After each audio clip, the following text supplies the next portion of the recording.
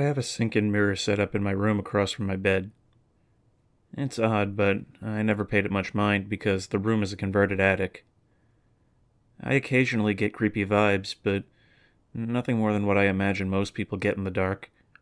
Whenever I wake up in the middle of the night to make water, I usually just do my business in the sink and rinse it because I'm too lazy to go downstairs.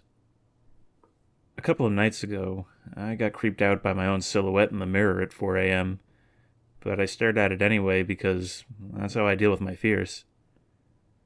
I'm a pretty sound sleeper and went back to bed no problem. It wasn't until the morning that I remembered that I've had a buzz cut for a month now. My silhouette had my old hair.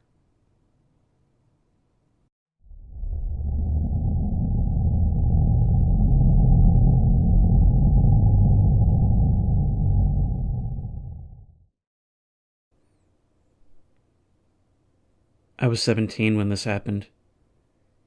I was at my grandparents' lake house during late July. It's been around since the 1920s, so it's pretty old. There isn't any air conditioning, so on warm nights, like the ones I'm writing about, most of the windows were open. Generally, it's quite peaceful and relaxed, and seeing as we were a bit secluded from the lake, the house being situated on top of a hill in the woods, it's pretty quiet at night. I was resting in bed just after the sun had set, reading something or other on my phone while the rest of the family was downstairs watching TV.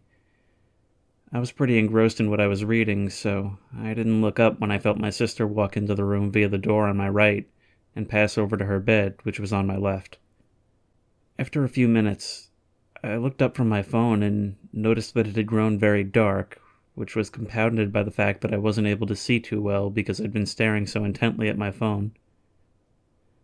I looked over to see what my sister was doing, seeing as she was being so quiet, only to realize she wasn't there.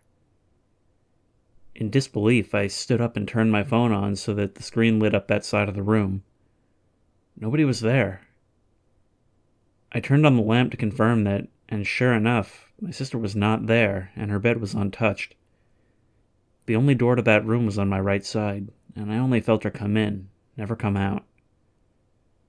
I asked her about it later, and she claimed she had been downstairs all night, as did the rest of my family. But I'm certain that someone walked into the room with me.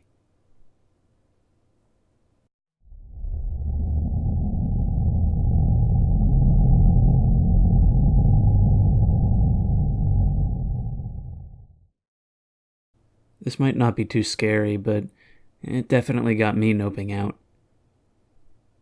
A while ago, I moved into a new place with my family, a two-story house with all the doors and walls effectively soundproof, and it's really dark if you don't have any light sources.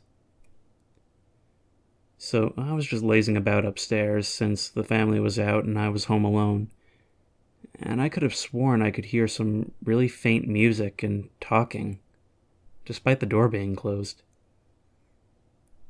As soon as I opened the door, the sound stopped, and when I stood at the top of the staircase, nothing blatantly suspicious happened, but the lights in my room did start to flicker. Now, I'm the paranoid type who lets their imagination run wild, and that was already freaking me out. So I go back into the room, close the door, and start playing some music. After a while, I hear the talking again. It sounds angrier somehow than before. I go out to the top of the staircase again, and while I'm standing there, the lights start flickering again. Only this time I hear some loud bang come from downstairs. So at this point I just nope out, lock myself in the room, and barricade it with some shelves. This was a little under a year ago, so I'm still in the same house.